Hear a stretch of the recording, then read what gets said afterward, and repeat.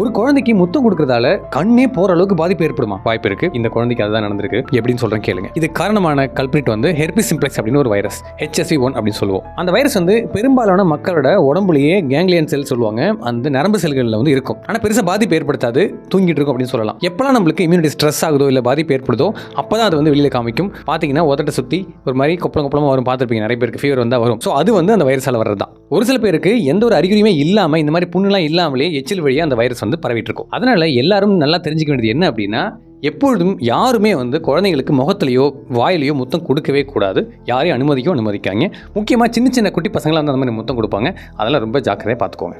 ஒரு சில இன்ஃபெக்ஷன்லாம் எந்த அறிகுறியும் காட்டாமல் அவங்களுக்கே தெரியாமல் இன்ஃபெக்ஷன் பரவிட்டு இருக்கும். அதனால் யாருக்கு என்ன இன்ஃபெக்ஷன் இருக்குன்னு தெரியாது. குழந்தைங்களோட இம்யூனிட்டி சரியாக டெவலப் ஆகாமல் இருக்கிறதால அவங்கள எப்போதுமே யாருமே வந்து முத்தம் கொடுக்க அலோவ் பண்ணாதீங்க.